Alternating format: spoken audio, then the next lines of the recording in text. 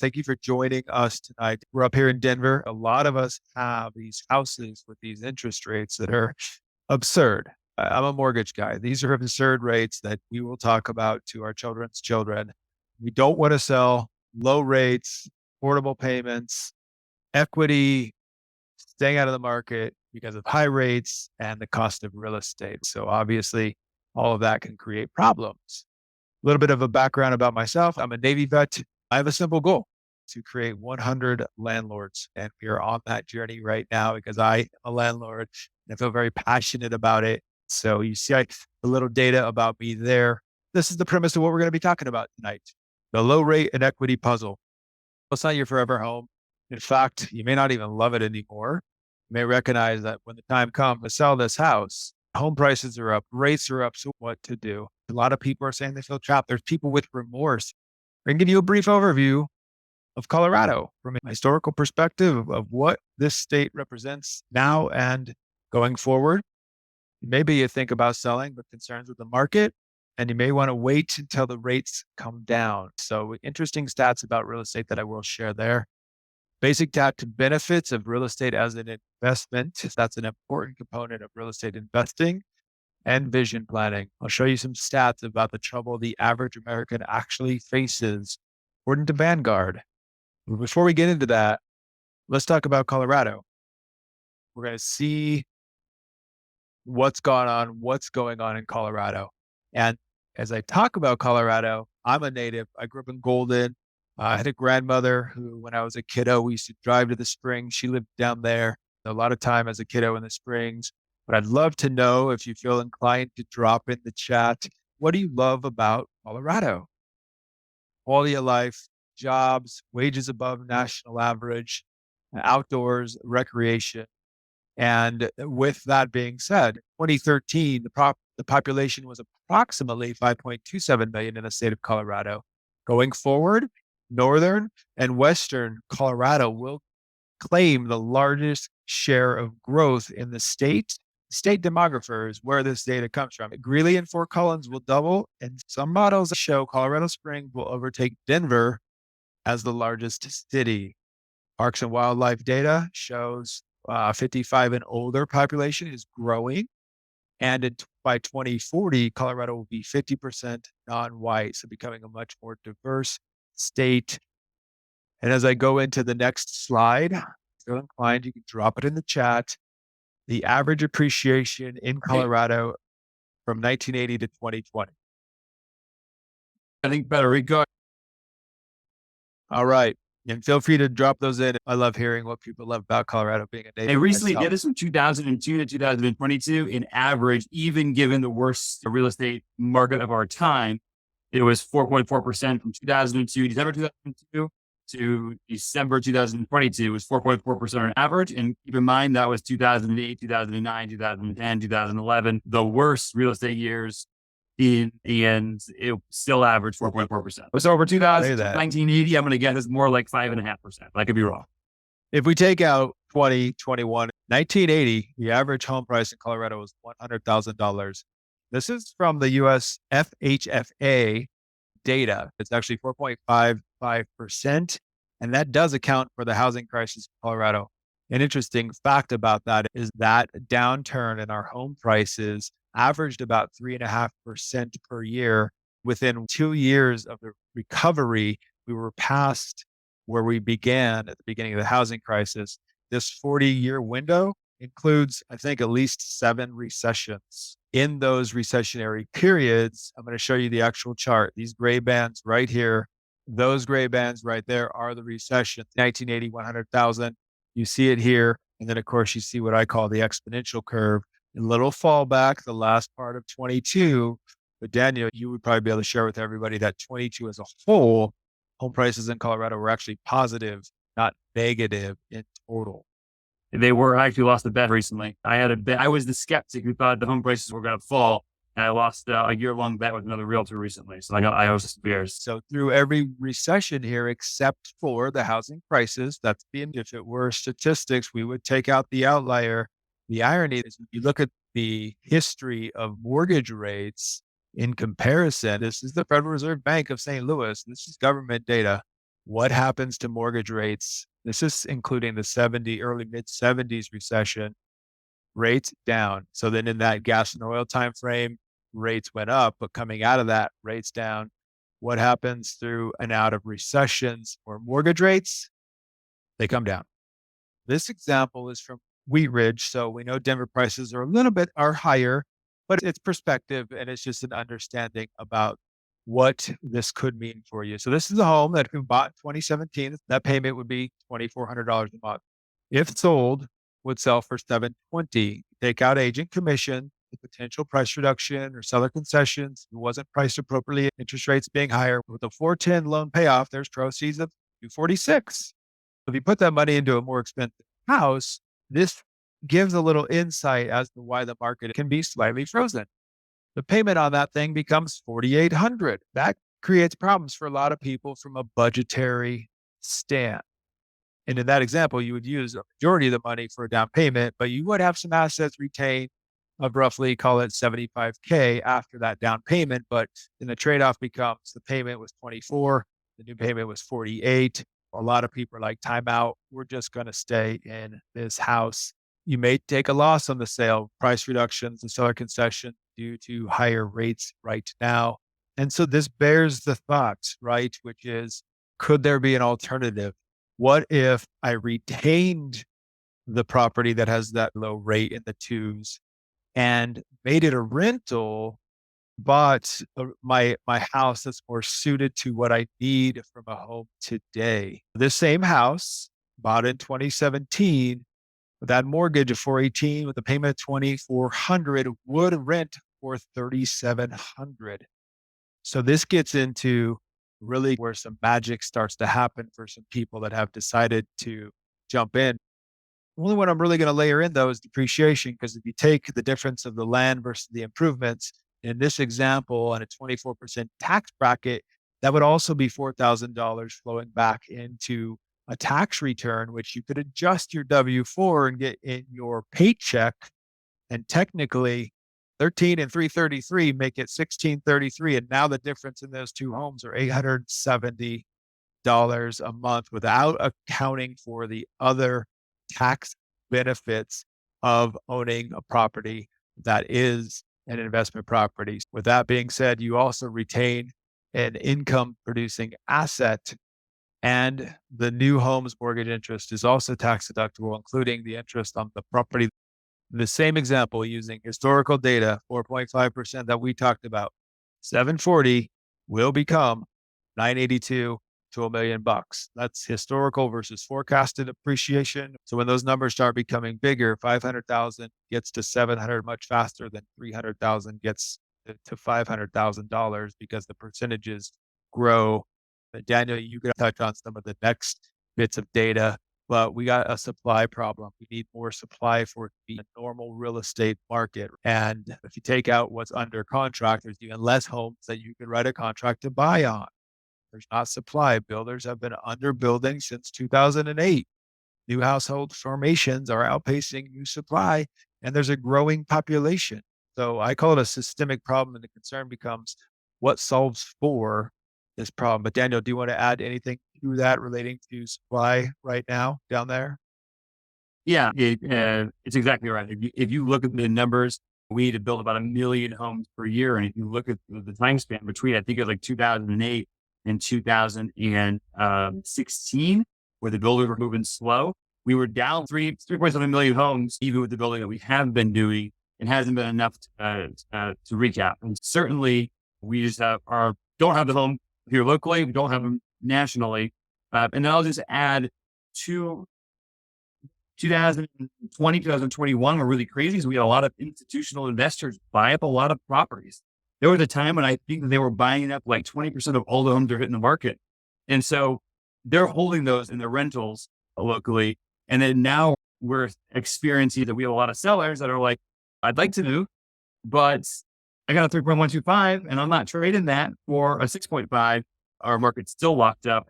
I think locally, all homes active in El Paso County across platforms, single family home townhomes and condos are less than 1,407 homes in all of El Paso County, regardless of price point, regardless of bedrooms and baths and square footage. That's it. Active homes, for all of Pasco County are 1,400, which is crazy low. It creates the crazy rub. Just to touch on that point about institutional investors, we all know the name Bezos. Arrived Homes is a company he invested in that's buying up properties. Jamie Dimon, Chase, institutional investors building rent-ready homes. They're not going to sell one or two of those houses off at a time. So the concern becomes, how do we replace this supply deficiency when also there's that component of the market being gobbled up as well? They're selling them to another institutional investor, right? With all that being said, you still want to analyze if a property should be a rental. I did touch on tax benefits. Here's a quick list of some other additional basics if you don't own rentals. These are on the Schedule E where your rental income goes. These become deductions against the income, and tax bracket goes down by owning a rental property. Tom Wheelwright wrote an amazing book, Tax-Free Wealth. He is Robert Kiyosaki's CPA and is super knowledgeable. He used to teach IRS auditors how to audit his personal clients when he was actively practicing. So Tax-Free Wealth, Tom Wheelwright. If you like Audible, there's some cool things you can pick up about estate planning, real estate, you're a business owner, but that's a great book right there for sure. Identifying, will it be a good rental? What's the location? What's the social macro factor? Crime rates. And Denver has been dropping down the list of attractive cities to live in. The data that just came out that I saw was Colorado Springs was number 9 in the country. A US News, World News report. I'll send it to you, Daniel. Older, top 5, of course. But schools or walkability. This depends on where you're at. If schools matter more, or if you're in more of an urban, younger vibe, the walkability matters more. Always track what's going on with development and new businesses. Follow Starbucks. Because if Starbucks building in that community before you see homes becoming nicer, they don't build in those communities that are going to stay stagnant. Okay. And I've seen it down in Colorado Springs. What's that school down there that got converted?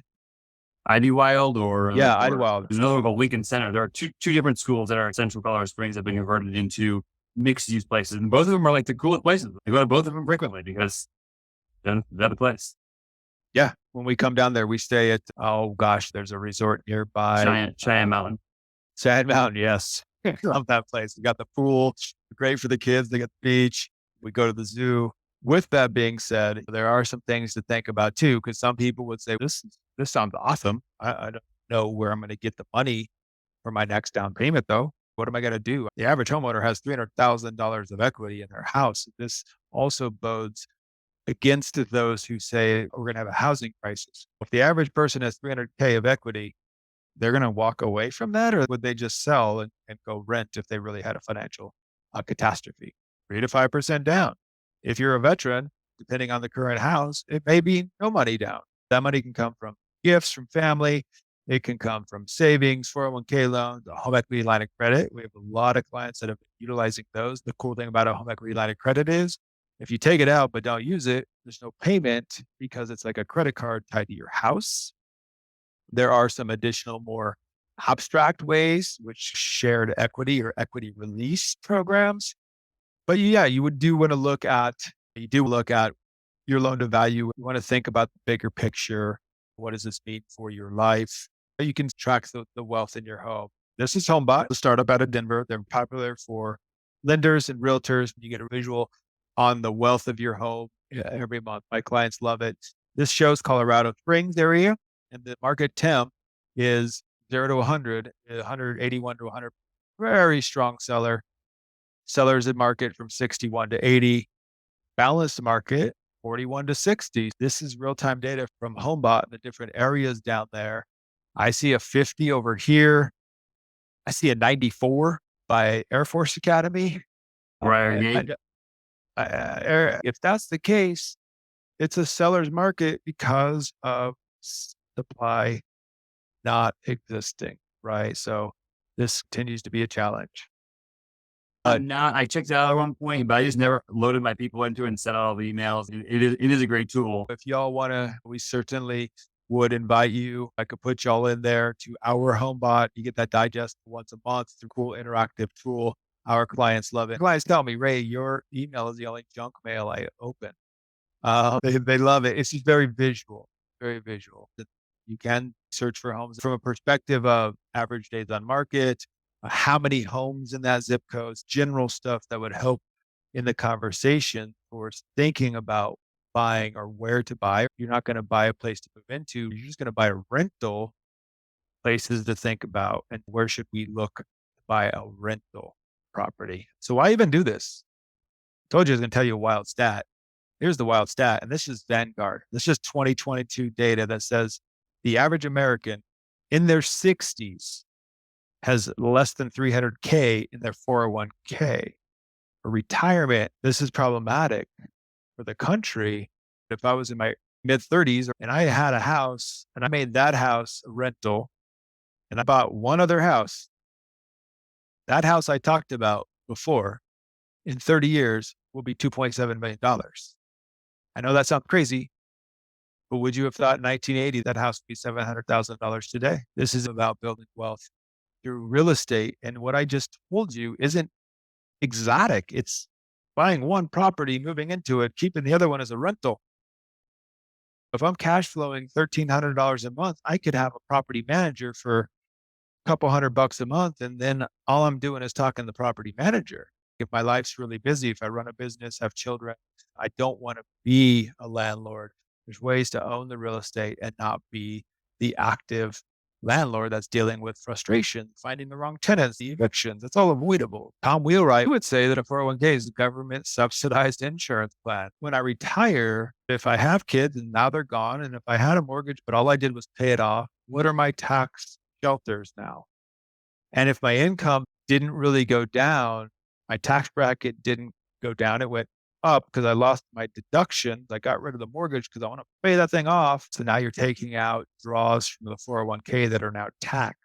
And the actual creator of the 401k said it was never meant to be the retirement vehicle. It was meant to be part of retirement for people when they own a home. What are you doing for your financial future? The biggest thing is why sell? What are you solving for? Why be a landlord? I can tell you for me, now that I've invested for this period of time, and I don't have some massive portfolio, I have children, but that has increased our net worth for my children's future dramatically. I don't flip houses. I do the same thing with my other investments. I'm a value investor. Down payment, we talked about sources where down payment come from. And if you're a veteran and your current loan weren't VA, when you bought a property, you can buy a 4-unit property with a VA loan. You move into one, you get a VA loan for 100% financing. So then organizing the team. Daniel, knowledge on the different sub markets for investing, where to think about investing, what's being built out in that area. So you go into those areas that also have a chance for higher appreciation that are more sought after, like you saw on that heat map from HomeBot. Having that team is highly important. I would say it's important that your lender invests in real estate because we talk finance, right? So I think it's important because the tax benefits, things of that nature, it's important to me that those that I'm surrounding myself with financially are leveled up, including my own personal financial planner. So what buckets are you using? The 401k, what conventional investments, real estate, and then what's your Hail Mary? Like starting a business? Is it crypto, AI technology? So where do you want to be at? What is your vision for that moment in time where you check out of the workforce? I know the younger generation, we're just here, but where do you want to be? What do you want it to look like? Is real estate investing meant to be there to help offset life's expenses in the future or to transfer wealth to kids tax free? Because yes, you can transfer this wealth to those kiddos tax free as well. So, with all that being said, there's the information. If you want to talk, schedule with me. You guys have Daniel's contact info to talk about the real estate market down there, what's going on, what are the areas that might be trending or emerging? Says it well. Daniel touched on different entities out there. There's Bezos with the right home, JP Morgan, a recent investment, $1 billion rental home deal, Blackstone doing investment funds. that are against us as the little guy for building our own futures. I believe it was something to the tune of 20 to 40% of homes in the future will be rental properties by these institutional investors. If the market were going to collapse, would Jeff Bezos and JP Morgan, would they be buying properties to make them rentals? I don't know that I would bet against them. I know it's done well for our family personally, and it's part of our next evolution of plans to grow that for our financial future. Dan, you did put in a question, factors we need to see to have some home inventory go up, prices down. Daniel, do you want to tackle that one? Yeah, I've talked about this with a lot of my realtors. As far as a macro economy nationally, I think that you're going to need to see unemployment go up. You would have to see some of these institutional investors liquidate. Third thing that you may start seeing, although I don't know that would solve our inventory crisis, second homes and vacation rentals, they have not been performing as well. And so I expect that there will be some homes in some vacation areas. Think Florida, think maybe Colorado Springs, but I don't think won't be enough here to make a dent. But in vacation areas where people are going to go to vacation, you may see some other second come on the market. But those are the handful of things that would cause a rise in inventory.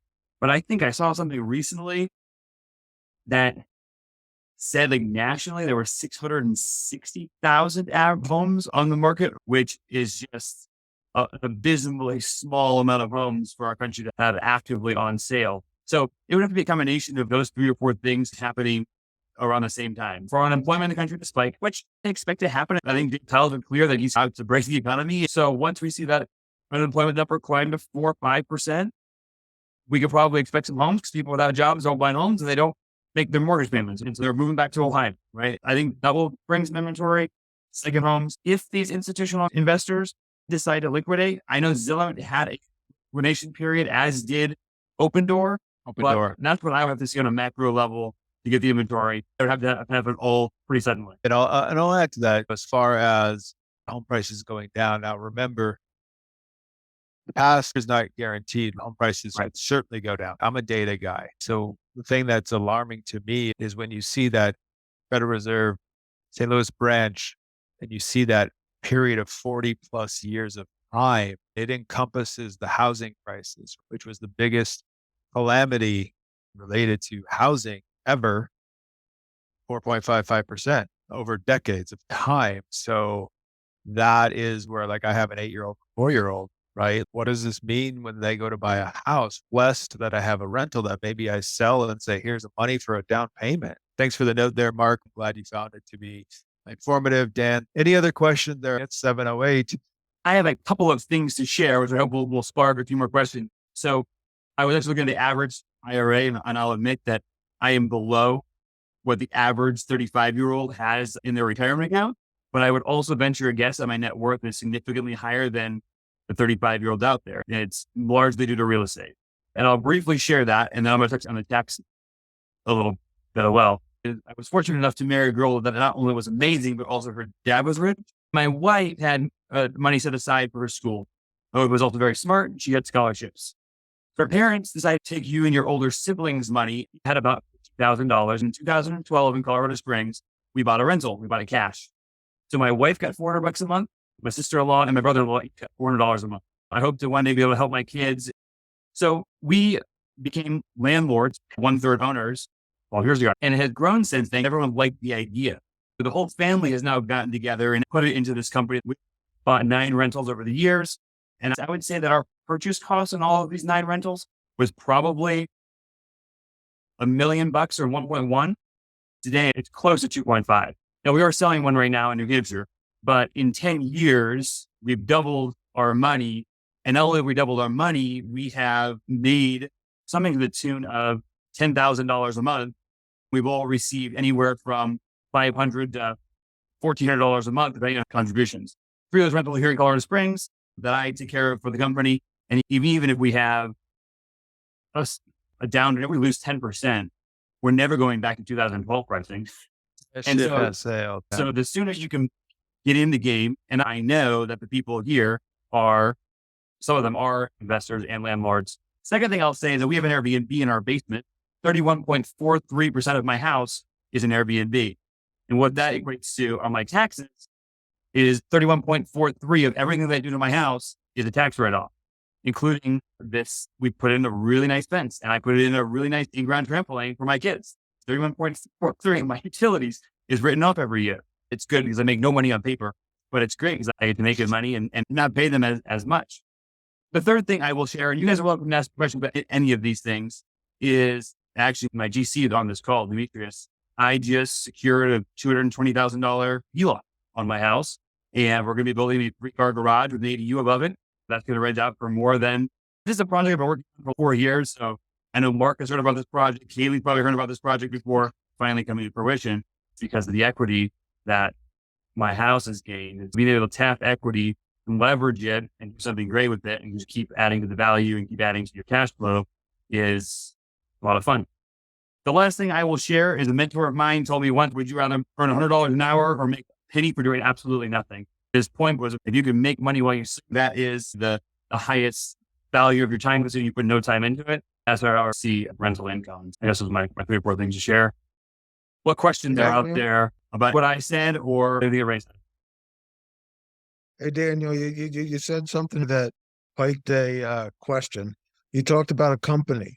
Is it better to take these both from Ray, from your perspective, and Daniel, from a real estate perspective? Is it better to have these rentals just your landlord, or should they be under an LLC or some kind of separate entity? I would say I'm torn as well. My holdings, just quick background. We have 2 right now, but one is a STR in Breckenridge that basically becomes very much a legacy property for my children. That property is invested in an LLC. However, from the advice of my CPA, we are not putting it in its own business entity for the simple fact of the additional cost. And then there is the component of asset protection that's for us is bridged by a cheap umbrella policy. So if something happens, once you get through my insurance company's umbrella policy, then you can come to us. And then we have an LLC on the property. I would say an attorney and a CPA be great resources. And it might depend on the size and breadth of your portfolio. I've heard someone else recently say he used to do it on every property and it just became financially cumbersome. So now he puts 5 properties into one LLC. These are great questions for a CPA and for an attorney. For the LLC, definitely we keep a capital account for everybody. Everyone's percentage as far as their K1 at the end of the year is based on their ownership. And so it does make it a little more clean when we have an established company and everyone owns a certain percentage of it. Because we have real estate in 3 states, we opted to go with that for the liability protection. We have struggled even as a company with $2 million+ worth of paid for real estate. We have struggled securing financing because we suck the money out of our company every month. We basically bring it all in, we pay all the bills and everyone gets their distribution based on the percentage. Companies don't want to put HELOCs on corporately owned properties. Keeping books and documents and operating agreements, going back and recreating stuff you haven't done for a while, but floppy business owners like we are, it's a giant pain, to be frank about it.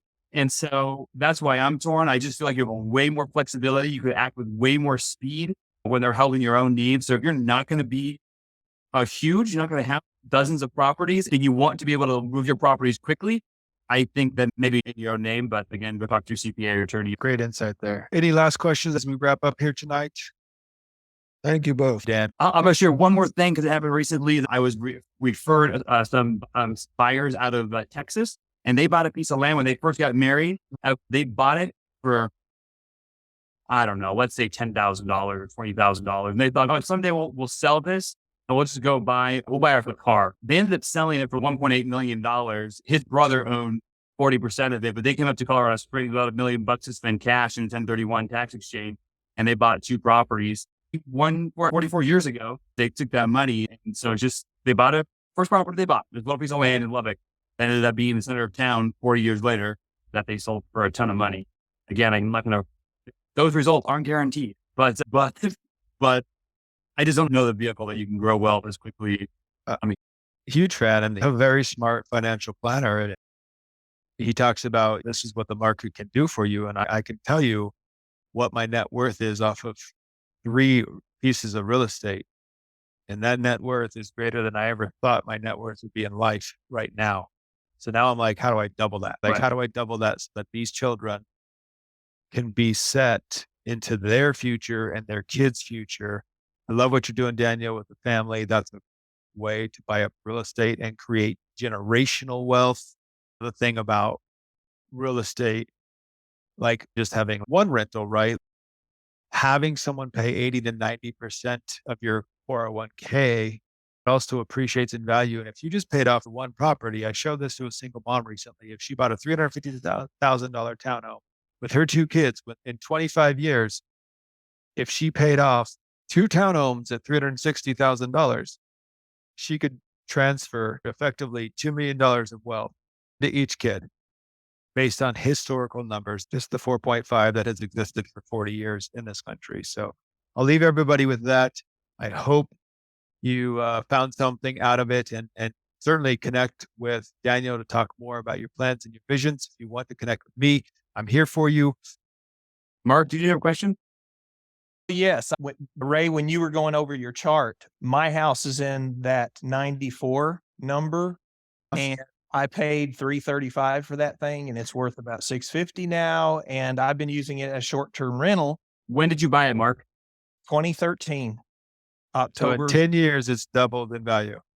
Yes, sir. It has. I turned it into a VRBO. However, Daniel, I'm a little concerned about this summer not being quite what past summers have been with the short-term rentals. And my manager is probably not going to do it anymore after this year. So I was trying to decide, do I sell it or do I rent it out and use the equity to buy another one? A lot of my questions have been answered from this today, which is exactly why I got on this Zoom today. So Daniel, thank you for sending it to me, because it's answered a lot for me, and I can't wait to go back through. If this PowerPoint is provided to us, I'd love to go back through the recording and look at some of that. So thank both of you for tonight. The recording, Rico's been recording it. My company's licensed in Texas. We have 2 people buying in Austin right now. And your sentiment about the short-term rental market is an interesting one, because there are some dynamics at play within that market. There is also a market in between long-term and short-term, which is the midterm rental for those traveling nurses. Maybe they're down in the spring, the military folk on short orders, business people, something to potentially investigate. But yeah, talk to Daniel if you're thinking about selling the property. Yeah, Dan and his family actually bought. They're using the midterm rentals. So everybody, thank you so much. See ya. Bye, guys. Bye.